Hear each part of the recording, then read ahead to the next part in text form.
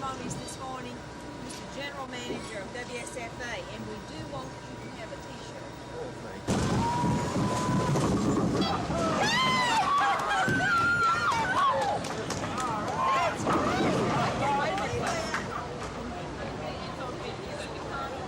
We make it a special day for the children to have fun, and it's also a way of raising funds that help us with special equipment that is needed by our children.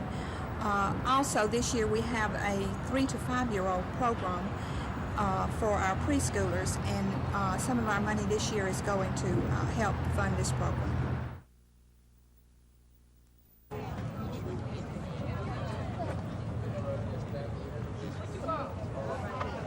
Miss you on Young World,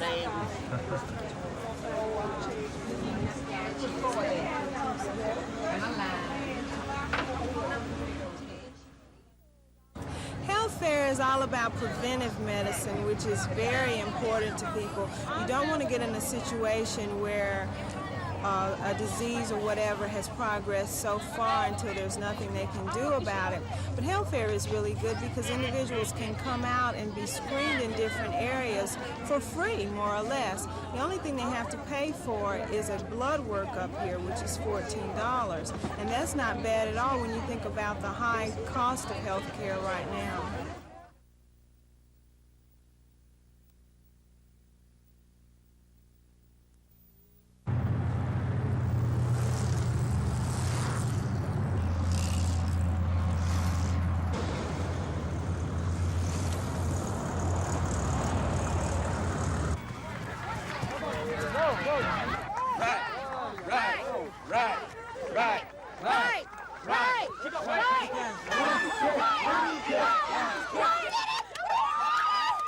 Well, we're trying to promote physical fitness in the community, and especially with the corporations and their employees. Eventually, we want this to be a fundraising drive for the Jackson Hospital Foundation League, and we'll be purchasing special equipment for the hospital.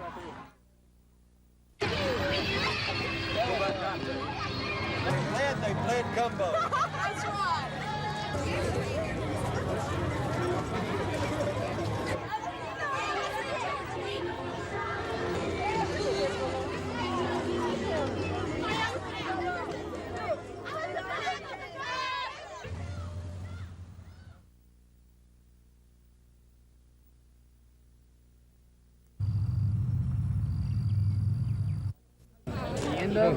How you doing? He rung him up. Get out! We'll see you later! Hey, you want some meat off the back?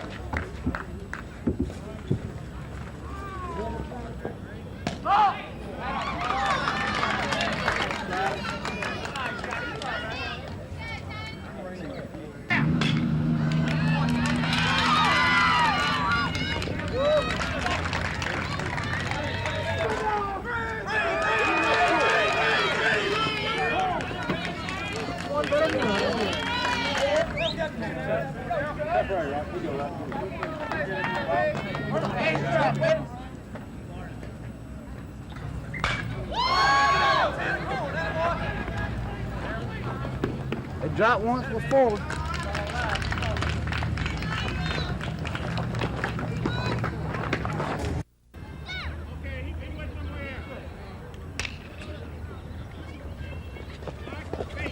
Let's go! First place, 1 second. 1 minute, 7 seconds.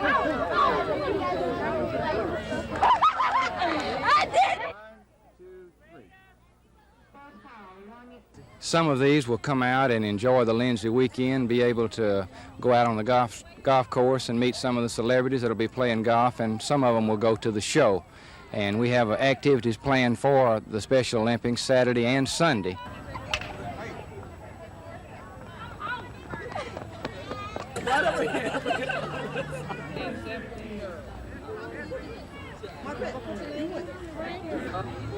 Right here, man.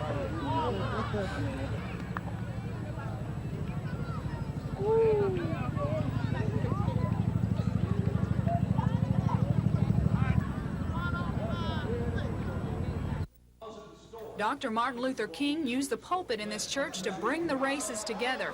Today, white and black reporters sat side by side in Dr. King's church and listened to the battle lines being drawn. Not so much between blacks and whites as between politicians and the media. Mayor George Little of Eufaula spoke out against what he called overblown coverage of the investigation of a city policeman who shot and killed 2 black suspects. Now, in criticism of your reporting, I thought there were too many killed in cold-blooded murder and very, very too few that there was a shot in self-defense. Criticism was also leveled at reporters by Mayor Emery Falmer and former Montgomery City Councilman Donald Watkins. A total lack of sensitivity to the black community. We have plenty of black visibility in terms of reporters and reporters on TV and announcers on radio, but we lack in both the electronic and the print media the black viewpoint that is so essential and so necessary. He just made the statement that the media does not have a sensitivity towards the blacks. That's as outrageous as the usual statements he made at City Council constantly. The media, in my judgment, sensationalizes everything where there is any evidence of a racial event being involved. But reporters didn't take all this sitting down. We report it as we see it. We put it on the air. Mayor, you don't like it. Johnny, you don't like the other side. We're in a no-win situation. Lisa Walsh, WSFA TV News. The time element is the thing that's being looked into. There appears to be some question as to why the lapse of time between when he may have been missing and when he was actually put on escape. For that reason, the incident is being investigated. And I have brought you the instructions on how to do this. This is what we call the napkin bow belt. This belt is that was kind of hard to piece. These also make good, do all kinds of still out white. We're very, very excited about the fact that we do have the new course, Home and Personal Management, where both males and females will be learning practical skills to become better homemakers. It will be focusing on the type of skills that should improve quality of life. This is the culmination of months of hard work, learning parliamentary procedure, researching law, and reworking and rewriting bills. Okay, the hardest part of writing up a bill is getting the idea, and they suggested that we ask our parents and our teachers and our friends and find out what they thought was wrong with Alabama to try and change it. And I personally spoke to some of my friends, and they just really down on drunk driving, and they want the laws changed, so that's why I wrote my bill on drunk driving. The first step is a committee and getting a bill on the House or Senate calendar. Once you get your bills, you have to take them to committee, and then in committee you get top priority or second priority or third priority. And then you have to go to Rules Committee, which usually takes a long time. It's like from midnight to 2 o'clock in the morning or so. And then they put them on a calendar, and then from the calendar it just goes into the House, and they run them through the House, and then they take them to the Senate and run them through the Senate. So it's just a long process. The next step is the House or Senate floor, where debate can be tough and disappointing. How does it feel when you get shot down on the floor? It was bad. I really wanted to pass, and so many people got up and addressed the chambers and said we want it to pass. I felt sure that it would, but it didn't. I think maybe the penalties were too strict, but that was the purpose of the bill, so I'm going to reform it and bring it back next year, and hopefully it'll pass then. The youth legislature is set up just like the real state legislature. There's a House Speaker, a Senate President, and a governor. Todd Burton wants to be governor next year. Governor's a position that serves as the leader of this organization of youth legislature. He or she serves as a leader, but as also an equal to the whole group. I want to be governor because I'm interested in being the administrator of youth legislature. What's it going to take for you to be elected? A lot of campaigning, a lot of smiles and shaking hands, and a good speech with a good platform, good ideas and good issues. This year's events end tomorrow night with an awards banquet where the outstanding representatives and senators will be recognized and selections made for certain of the 1984 legislature to go on to National Youth Legislature in Blue Ridge, North Carolina this summer. Gina Gregory, WSFA TV News at the state capitol. The Birmingham Stallions and Jacksonville Bulls were added tonight from the Gator Bowl in USFL action. The Bulls were without several starters on offense and defense, and despite a lackluster kicking game, had a 10-10 tie at the half. Jacksonville field goal kicker Brian Franco was good on his first attempt from 38 yards out. Birmingham was next to score. 3:40 to play in the first quarter. Cliff Stout threw to tight end Robert Earl. The point after attempt was good. Birmingham led 7-3. After 2 Jacksonville miscues and a chance for 6 points, Birmingham's Danny Miller added 3 with his kick of 32 yards. With less than a minute to go in the first half, the Bulls' Aubrey Matthews made good on this pass. Michael Whiting scoring on the next play. The game was tied 10 each at the half. In second half action, Jacksonville scored once. That made the score 17-10 in favor of the Bulls. But 2 former Steeler teammates, Cliff Stout and Jim Smith, tied the game at 17 each on this long bomb in the fourth quarter. The USFL's leading rusher, Joe Cribbs, number 20 for Birmingham, made it 24-17 with this 11-yard run with 2 minutes 47 seconds to go, and at the 2-minute mark, Birmingham was in the lead over Jacksonville 24-17. Jim Jackson reporting for WSFA TV Sports.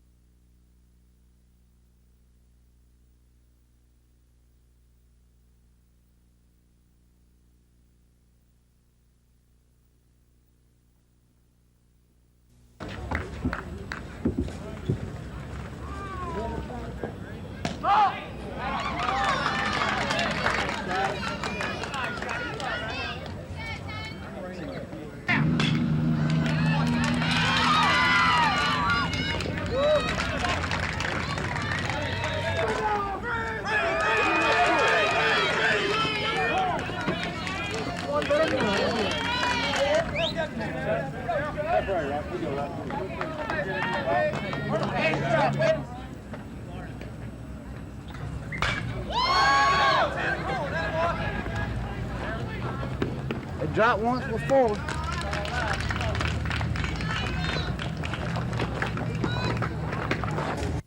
With less than a minute to go in the first half, the Bulls' Aubrey Matthews made good on this pass. Michael Whiting scoring on the next play. The game was tied 10 each at the half. In second half action, Jacksonville scored once. That made the score 17-10 in favor of the Bulls. But 2 former Steeler teammates, Cliff Stout and Jim Smith, tied the game at 17 each on this long bomb in the fourth quarter. The USFL's leading rusher, Joe Cribbs, number 20 for Birmingham, made it 24-17 with this 11-yard run with 2 minutes 47 seconds to go, and at the 2-minute mark, Birmingham was in the lead over Jacksonville 24-17. Jim Jackson reporting for WSFA TV Sports.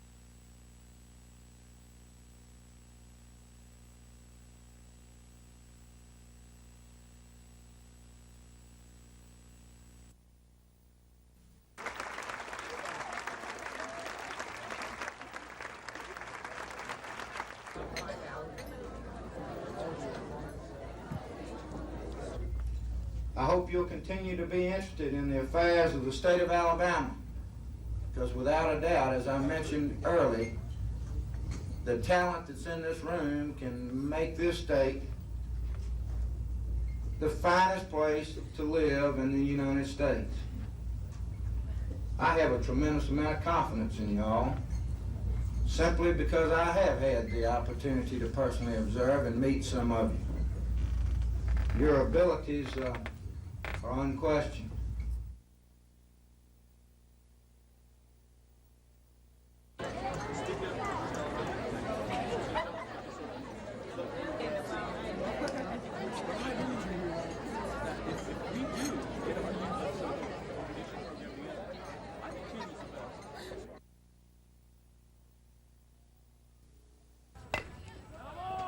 Another base hit to left field. Advances to Rudd. Beecher heading for home. He makes it. Here comes Hill. Base hit.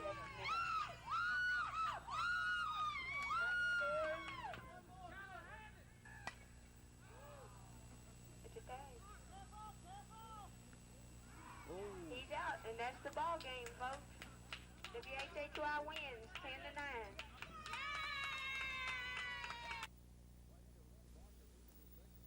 Right-hander Lynn Barker evened his record at 1-1 with a win today over Montreal. Things got going for the Braves in the bottom of the sixth. Glenn Hubbard got his second hit of the game and his first homer of the season. With that two-out home run, Bruce Benedict followed with a single and Barker with a walk. Right fielder Claudell Washington singled home Benedict, which placed Expo pitcher Charlie Lee back in the dugout. The Expos got their 2 runs in the 7th, but the Braves added 2 more in their half of the 7th also. The final once again, Atlanta 6 and Montreal 2.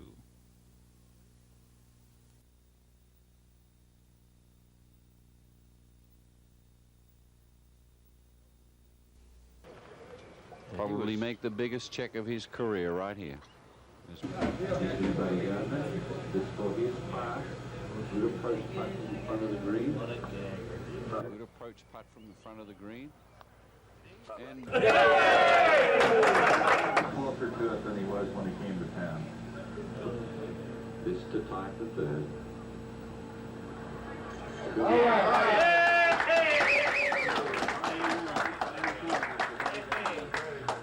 $14,000 in. Buddy Gardner had an extra incentive. He's remember Archer with a chance for a birdie at 17. Be there. Oh. Yes.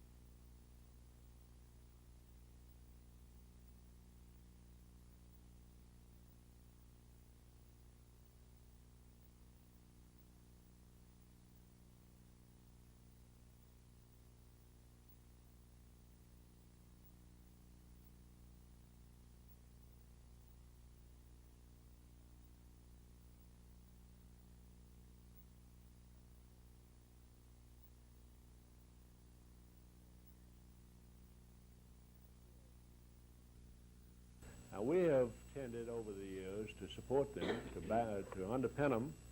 And I think that we drastically need to increase the support for education in the state of Alabama. And there are always differences about how to go about raising those taxes, but I think the governor has proposed a viable plan that should be supported. I think education is one of our greatest needs. I think not only at the secondary level, but at the post-secondary level. Breakdown of the Soviet society that ever been unwilling to confront this obvious.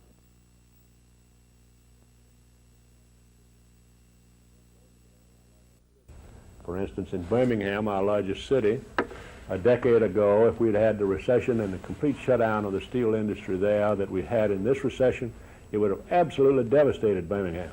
But the largest employer in the state of Alabama and the largest employer in Birmingham is the University of Alabama Medical Complex in Birmingham. And they are by far the larger, most stabilizing force up there. And so therefore, the recession of the impact on Birmingham, our largest city, was not nearly as severe if it had taken place 10 or 15 years ago. As representative of their people, in spite of the fact that their people are able to be any more successful, as this is undoubtedly a caretaker government, the plan on a frozen lake on a time and fish. The test of our diplomacy and our will is to keep from pushing them so far in a corner that it will draw from them the most drastic of reactions. In this century, you've had the Ottoman Empire and the Habsburg Empires collapse, and they did not have nuclear weapons at their disposal. So they're just like a wounded animal. If you corner them and push them too hard, they'll strike out blindly, and that's what we have to diplomatically treat with over the long period of time in which a nation like that declines.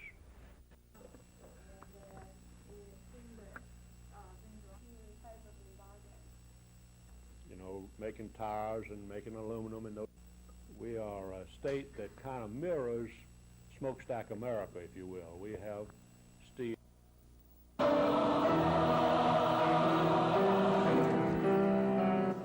Mississippi, for the first time, as fathers were, and grandmothers and grandfathers were. I never saw a building this magnificent in those days in the 30s.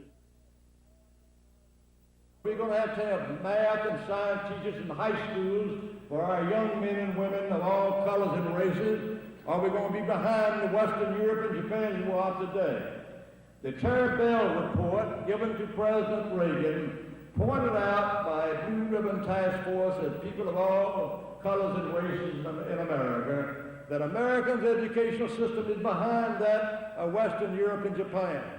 For instance, they get math and science and required to take English in every Russian school, in every Japanese school. And they go 230 days to school in those countries like Japan when we go 175. You see, we are competing with the world.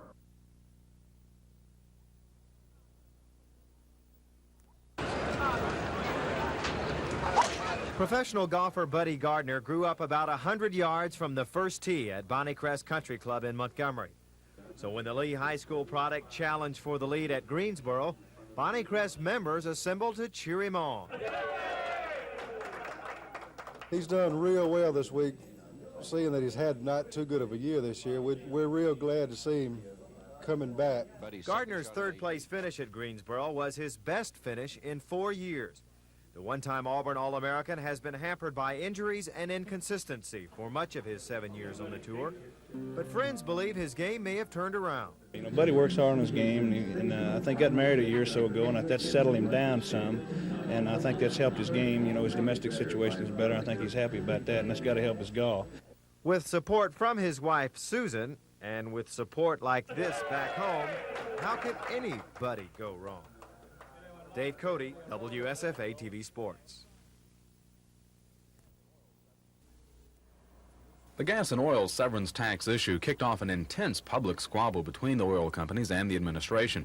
The administration was already faced with a multi-million-dollar shortage in the general fund. This is something that we inherited. It was a crisis situation where we were...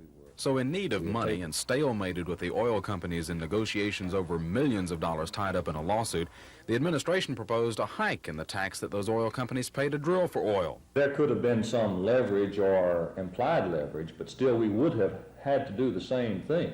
We really didn't operate like we should have, and there was perhaps each side trying to bluff the other, and we got out bluffed. Petroleum Association spokesman Johnny Johnson says hiking the tax from 8% to 10% was bad enough. But the real concern, he says, was the Wallace administration wiping out incentives which lured some drillers by offering a relatively low 6% tax. The oil industry then said that a flat-out 10% tax with no incentives would eventually drive oil companies and the taxes they pay right out of the state. We felt that there probably would be cases where an incentive would be helpful. I think at that time, the oil companies were just going to be against anything. Once we got the legislation in place, they are more willing to be more reasonable. So during the last year, the Wallace administration has initiated some new incentives. First for offshore wells, where the greatest possible tax sources are. Then the hard-to-drill marginal wells. And now, during this session, new wells. We're comfortable at leaving it there as long as we're seeing the production at the rate that it is and the revenue coming in at the rate that it is. It's better than where we were, and it's not as good as others, but we're satisfied at present. Chris Grimshaw, WSFA TV News. New incentives. As I continue as citizen thereof. And that I will faithfully and honestly. And I will best of my ability. To the best of my ability. So help me God. So help me God. Thank you. Judge Patterson deserves a round of applause.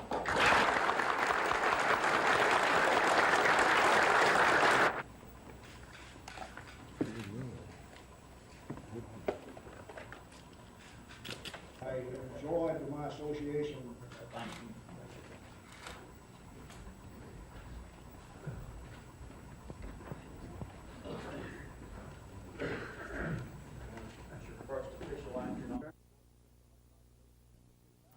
Judge Gordon says the Budget Isolation Amendment is valid, but it cannot become a part of the state constitution because Governor Wallace refused to advertise the proposed amendment 4 weeks before the March 13th election.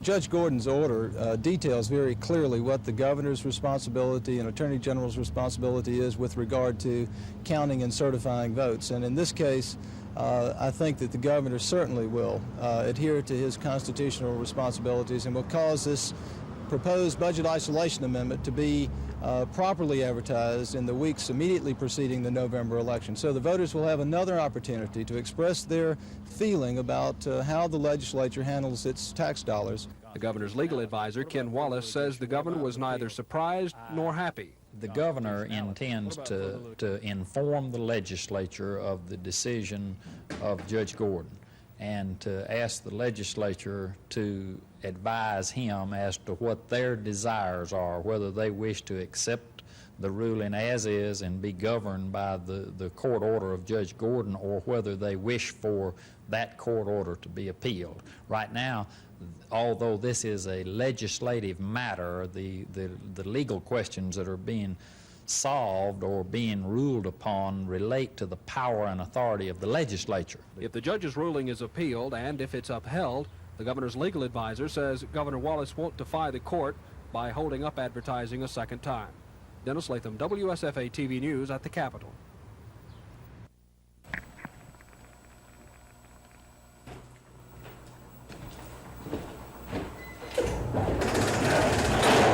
Ooh, you brought the buy a new camera.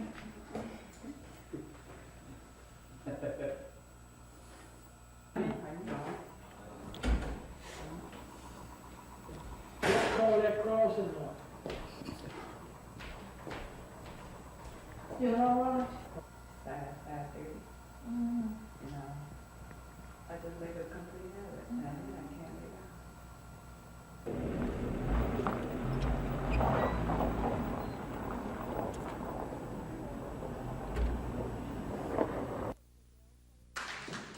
Those who support the bill say a higher drinking age will save lives.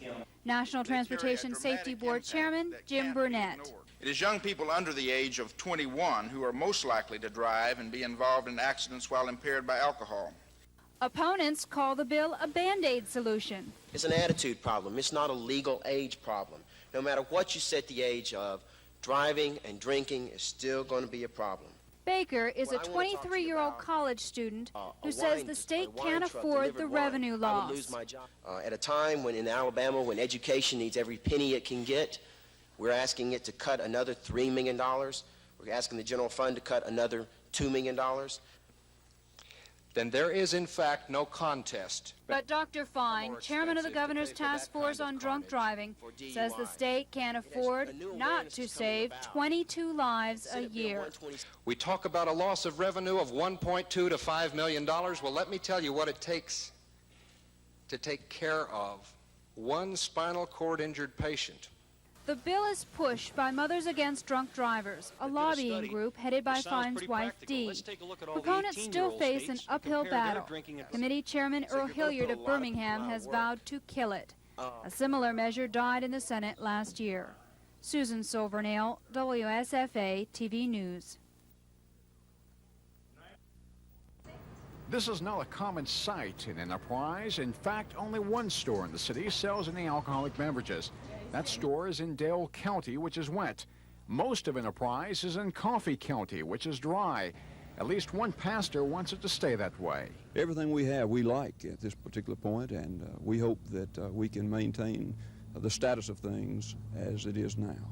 But others want to see the issue come up for a vote. It provides a vehicle whereby the people of a city are able, through their vote, to decide if they want to legalize the sale of alcoholic beverages. What we are seeing right now is the possibility of just a few thousand people voting to go wet, and then the primary trade area being such that it influences an entire county, and most of the county not even having the opportunity to vote. I do not feel that it's a moral issue at all. We're talking strictly economics. Caught in the middle, so to speak, are Enterprise to the officials. We would take it and do the best that we could towards regulating it, and we know that's what they would want also. I don't think anyone that's whether it would be for the wet or the dry would want to see our community deteriorate.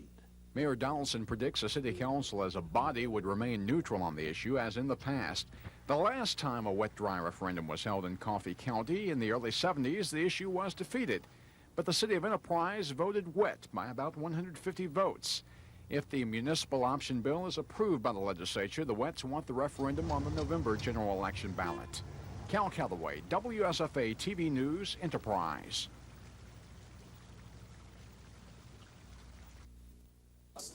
Let's talk about it in the context of equal pay. The Equal Pay Act. Yeah, they're saying that secretaries should possibly be paid the same amount of money as plumbers because their worth is comparable. To their own organization, their worth is comparable.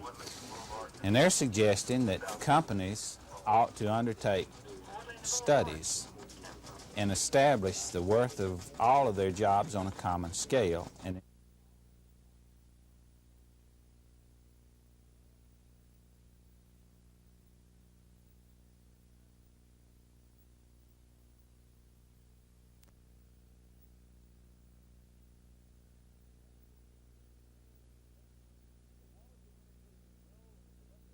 The Wallace administration bills that the legislature took a back seat today as a floodgate broke loose and dozens of bills came up for consideration in the House and Senate. Chris Grimshaw of our staff is at the Capitol now for this live report on what all went on. Chris? Bob, right now the Senate is arguing whether or not it wants to debate that so-called gas retail divorcement bill, a bill that would not allow oil refinery companies to retail their own gasoline. So far a decision has not been made. Just a little while ago, the House ended a rather busy day and also broke up a filibuster on a bill that would allow banks to open up branch offices anywhere in the state. Right now, law says that a bank can only open up a branch office within its home county, and the House members who are opposing that statewide branch banking bill say that this bill would undermine the intent of law that makes sure that banks are there to provide a service to a county and not operate purely for profit. The opponents of the bill were behind at the last vote and so had started a filibuster that could continue Thursday. The House also managed to end a 4-day effort to take a final vote on a bill which would require you to buy more liability insurance on your car. The House finally passed the bill, but only when opponents sliced the size of the insurance jump about in half, and that bill now goes to the Senate. Two other controversial measures moved out of committee, including the so-called utility territory bill.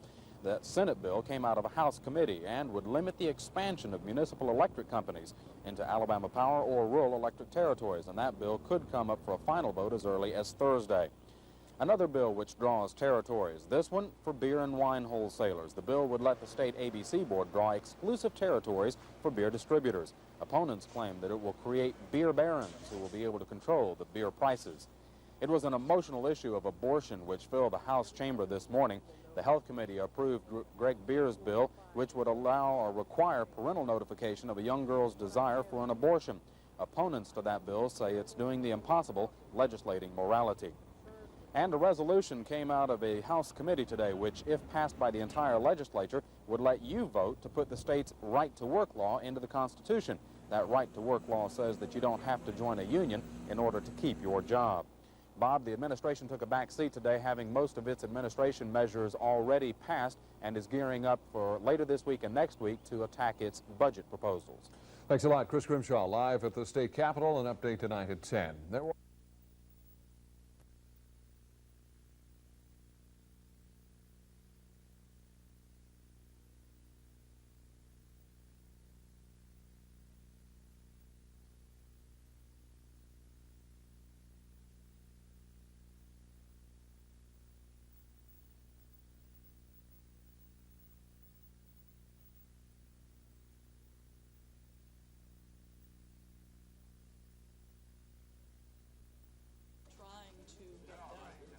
Okay, let's talk about it in the context of equal pay. It's going to be tough to get it passed through the legislatures because when you study the issue, you find it'd be very difficult to police. It'd be very difficult. It sounds good. It sounds very reasonable. But who's going to value the jobs? It's if the organizations are going to value the jobs, then the organizations can design evaluation plans that perpetuate what they have. That'd be pretty easy to do. So who's going to come in and say, you got to value jobs on this standard plan? You can only allow working conditions 10%, see, or you must value education at 30%. So you'd have to have a standard plan. Or you might have to have the government put out a list of common jobs with points on them and have that some sort of a guideline.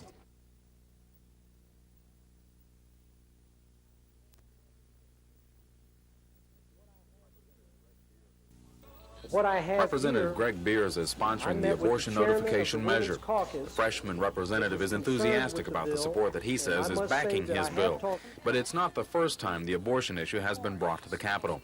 For years, varying forms of abortion measures are introduced, but few make it very far in the legislative process. But Representative Beers isn't daunted. He's back with a notification measure, which requires a doctor to tell a girl's parent or guardian that she's about to have an abortion. I would submit that this doesn't address the question of abortion. That's another whole question. This addresses the question of the parents having the right over their child. While those who cheered in favor of a parent's right to know, opponents leaned on the legalese. If parents are to be notified, the begging question is, so what?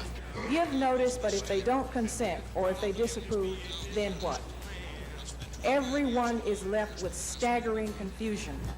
The proponents are still optimistic about their chances through a procedural quirk. An identical abortion measure has already cleared the large obstacle of being given priority for early House consideration. But even then, it has the Senate to hurdle. Chris Grimshaw, WSFA TV News. And the strength that we... Next speaker is Kim. They carry a dramatic impact that can't be ignored. It is young people under the age of 21 who are most likely to drive and be involved in accidents while impaired by alcohol. It's an attitude problem. It's not a legal age problem. No matter what you set the age of, driving and drinking is still going to be a problem. That did a study which sounds pretty practical. Let's take a look at all the 18-year-old states and compare their drink. So you're going to put a lot of people out of work.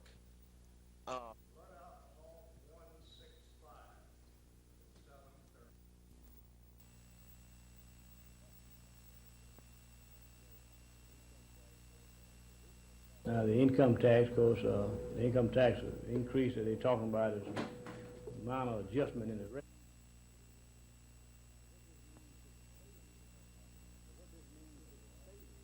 But what this means to the state is that if we took the average tax liability of taxpayers in Alabama of $534 per taxpayer based on the on our 1983 figures, this works out to some over $5 million annually, you know, if these are all average taxpayers that will come into the state coffers on a regular basis.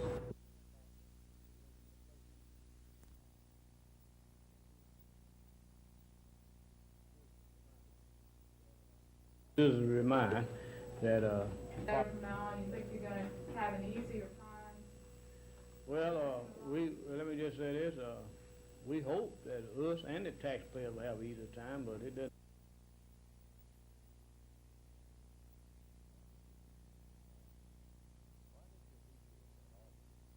Well, I think he'll be here at Auburn. I think he likes it here, and I think that he's excited about the possibilities of us being good next year. And I think we could have a very competitive team should he stay, and be even competitive possibly if he doesn't stay. But I think he gives us a chance at the league title. And I don't know that we could win it, but we'd have a better chance. And I think he wants to be a part of that, even though the pressure is going to get greater as the weeks come closer to the date that they have to decide whether they're going to declare hardship or not. Revenue Commissioner James White says the state's new tax teeth laws are some of the toughest in the country, and he likes it that way. Mr. White's department is putting the new laws to work, cracking down on delinquent and non-filing taxpayers. For 10 weeks, non-payers have been given the chance to settle up with the state before enforcement began. More than 9,700 taxpayers and corporations took advantage of the amnesty program, filing nearly $3 million in delinquent taxes. These are taxes that we could have never collected in this state. There's no way if these people hadn't voluntarily come forward, we could not have collected these taxes. But Mr. White says there are still about 60,000 potential taxpayers out there who have not met what he calls a moral obligation, and he's added a special criminal investigative unit to track them down. The commissioner says he'll check his own department, state employees, and public officials first before getting down to John Q. Public. We intend to equalize the tax burden. And by that I mean if everybody pays their fair share, then I won't pay part of your tax and you won't pay part of mine. And Mr. White says from now on, when tax dodgers and evaders are found, they will be prosecuted. No exceptions. It doesn't matter to us if we have to play rough, we'll play rough. Lois Russell, WSFA TV News. We intend to equalize. The new city of Shorter has its first mayor, and she's Sarah Wanambwa. Ms. Wanambwa pulled in 61% of the vote over her opponents, Bowles and Crockett. The people of newly incorporated Shorter also elected 5 council members, and they are Willie Mae Powell for place 1, Jimmy Ray Dix, who ran unopposed for place 2, Francis Thompson for place 3, John Gowan, who ran unopposed for place 4, and Sarah Booth will represent place 5. And now upstairs in our newsroom, Ms. Wanambwa is standing by. Congratulations, Mayor. How does it feel? Thank you very much, Gina. I'm very happy and very pleased that the people of Shorter have chosen me to be their mayor. Well, one thing we probably need to get out of the way first is how do you get a new city started or organized? It's very difficult to answer that question. There's so many things to do. Shorter doesn't even have a place for the council to meet, but I've had many offers of help from people who've had experience in government in the Alabama League of Municipalities, and I think it's just going to take a lot of hard work.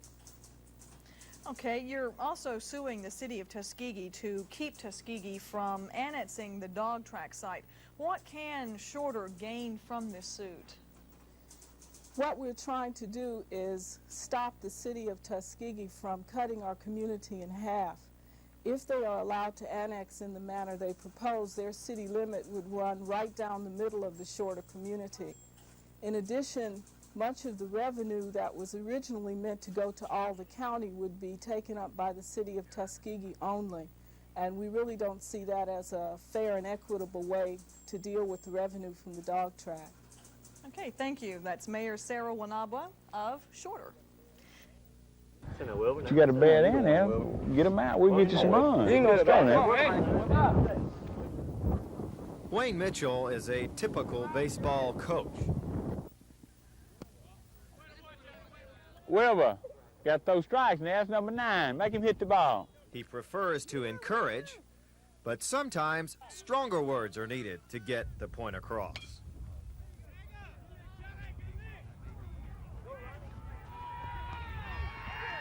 You want to play?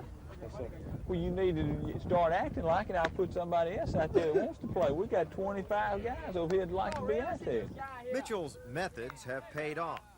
He has coached 2 region championship teams at Lee. What's his secret? Well, remember that young man he chewed out? Here he is at the plate with the outcome of the game weighing in the balance. Moping around, that's why I asked you something wrong with you. You're going to get a hit this time, eh? Yes, sir. Just relax. Just swing at those good pitches and you can hit it. Attaboy! Go ahead! Go ahead! Go ahead! Stand up! Get down, Lurch! Get down! Get down! Attaboy, a hustle! The Lee Generals win again. You got second base. Dave Cody, WSFA TV Sports. Coach Chuck, pick him up, man. There he is. Yeah, you all right? Alabama. Yes, sir.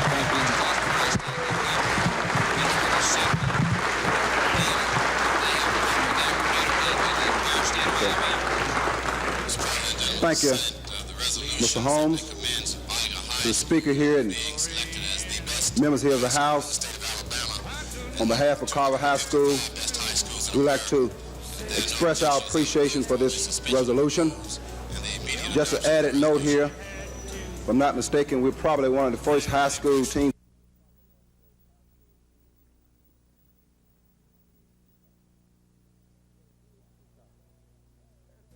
Too tough.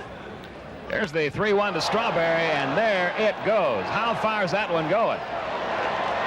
Way back up in the blue, the railing there, and then just hangs on for dear life as he balances himself precariously on that railing.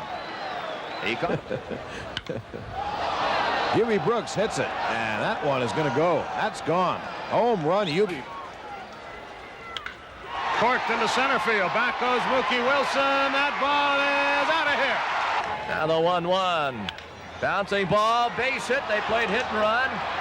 A run will score. First and third and only one down. In the left field, pretty well hit, but going to be caught just short of the track. The run will score. The throw comes to second. And the Mets lead it by a score of 4-2. Sac fly, George Foster. Perry made the catch just short of the warning track.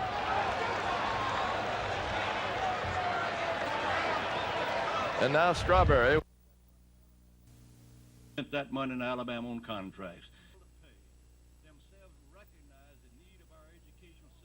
Your children and grandchildren always, if I live long,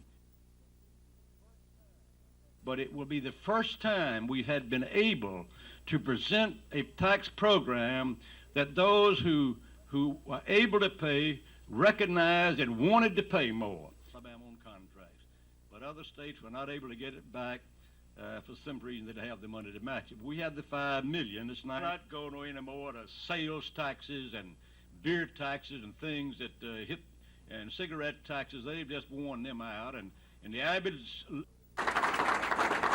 Here the governor has been on our side. Campbell and Jim Albright and Frank Vickery, those fellows that could not be handled, and therefore it became gives your children what is necessary. We must have math and science. We've got scholarship programs in this new program, a full kindergarten program from K to 12. We got a program that's going to bring people in from industry in a program worked out to teach science and math in the high schools on an arrangement basis with industry and furnish engineers, etc., for that subject, for those subjects. And there are many other things that are going to increase the quality of education in Alabama in the public schools.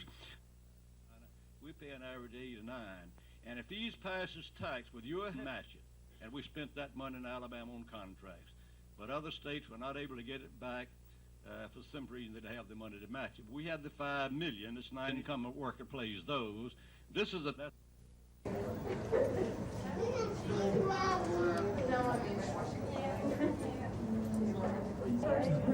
It is. Come on, y'all get a picture of your button. Hand Much again. for that, so he's gonna have. That's right. He's gonna. You gonna. Don't fuss. No.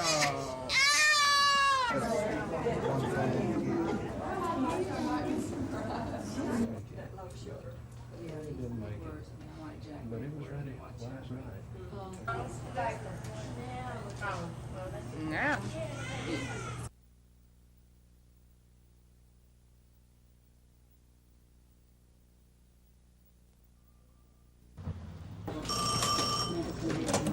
Police emergency. When the 911 emergency phone rings at police headquarters, it can literally mean the difference between life and death. 365 what? Yes, 832. Montgomery Lanes. What's wrong? 80. But police say too often it means what you've just seen, a prank call or some other misuse of the system. Biggest problem we have with this system is the callers themselves. The emergency number is just that, a number for emergencies only. Medical emergencies, fires, not for general information. But police say, unfortunately, of the 2,000 or so calls that come in here each day, most are not emergencies. But the problem is that there is a great potential for tragedy should a call go unanswered. In recent months, a woman died in Texas while an emergency operator and a caller argued. Let me talk to her, sir. She cannot talk at all. Why? Well, how am I supposed to know? Well, then give her the phone. She's dead now. Thank you, ma'am. Would you please send an ambulance? And in Virginia, 2 children died in a house fire when 2 calls for help went unanswered for almost a half hour.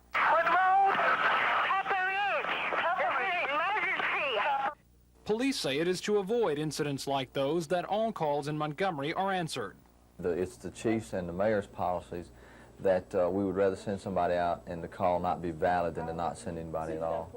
Soon, a new computer will be hooked into this 911 system, a computer that will automatically list the phone number and address of anyone who dials the emergency number. The new system should go into effect in about a year. It should make it a lot easier to respond to emergency calls, at the same time making it easier to catch the people who are misusing the system. Tom Foreman, WSFA TV News at Police Headquarters. In Virginia, earlier this year, 2 children died in a house fire when their calls to an emergency operator went unanswered for almost a half hour.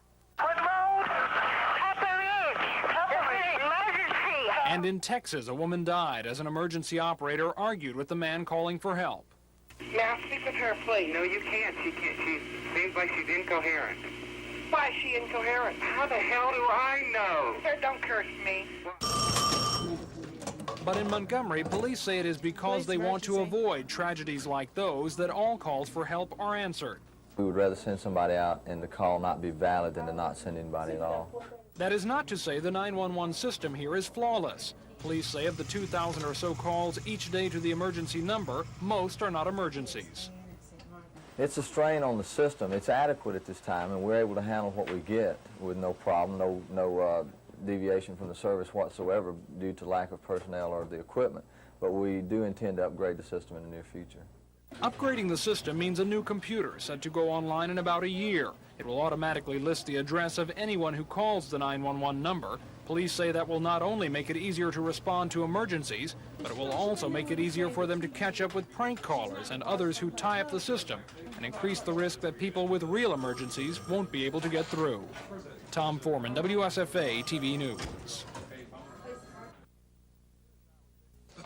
For years now, we've been kidding Jim here about his eyesight. The fact is that Jim has the eyes of an eagle. Thanks, Boog. Why, he's one of the first guys to spot light beer from Miller. Saw right away that light tastes great and it's less filling.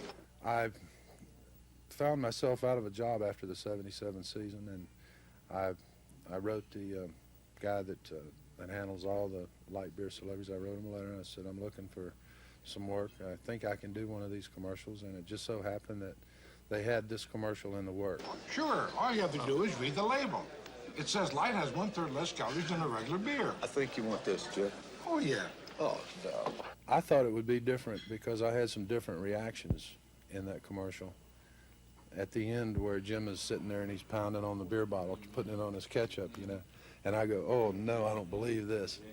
I thought that I had a couple of other reactions that were probably better than that one. Oh, that you put on tape, but they didn't Yeah, use. that they didn't use. And When all you guys get together on one of the shoots where you bring the whole troop in, how many of them is it? this year it was 24. It's anywhere from 22 to 24 guys, and I think that, I don't know how many total All-Stars there have been overall over the years. I think there's about 36 or 37 current right now. Is that a fun couple of days? It's probably more fun than we can talk about on TV. It really is. It's a party for all of us. We have a camaraderie ship together. We have a togetherness. We all know each other now. We know pretty much what we're like, and it's been a nucleus now for about the last 4 years. The cost of buying a home is dropping in the South. That's according to a national homebuyer survey. In fact, the U.S. League of Savings Institutions says the South recorded the largest decline in home prices across the nation last year. In 1983, the average cost of a house in the U.S. was $65,000. That's down $7,000 from 1981. In the South, the average price last year was $63,000, down almost $10,000 from 2 years ago. Now that more people are entering the market, the interest rates have come down, more people are working, the economy's in better shape, they are able to qualify for the lower end of the spectrum, which brings the average price of the house down. The numbers look even better in Montgomery. From April of 1983 through March of this year, the average cost of a home sold in the capital city was $59,500, down about $1,900 from 2 years ago. Local realtors say with the prices coming down, there's an increase in first-time homeowners. Generally, they're the people who are first-time home buyers getting into the market for the first time, and those who may have bought their first home and are now moving up into a slightly larger home. Barsom says there's now more pre-selling of homes under construction. That, coupled with lower lending rates, points to a bright future for Montgomery realtors. 83 was a much better year than 82, and the statistics we have to date so far, 84 is going to be as good and hopefully a little better than 83. Cal Calloway, WSFA TV News.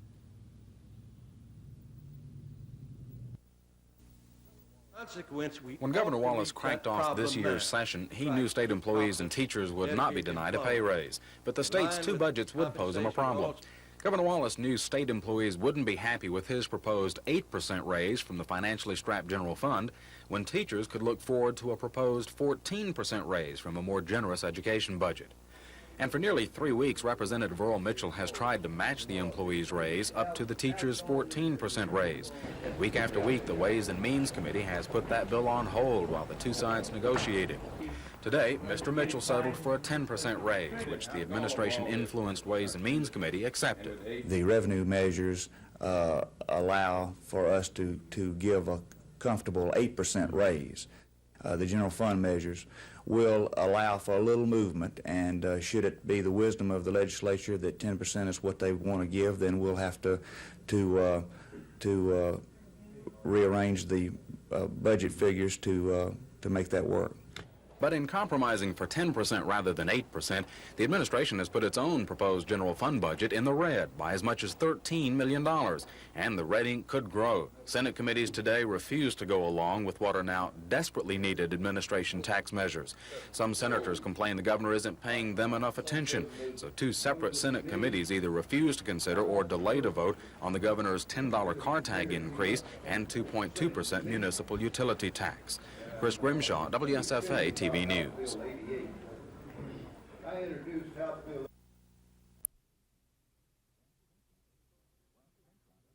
while Centrum does without this important vitamin. Introducing new One-A-Day Maximum Formula, the only leading multivitamin that supports your diet with 26 essential vitamins and minerals. Only Maximum Formula has all these to help keep the adult body running strong. New One-A-Day Maximum Formula, the one that has it all.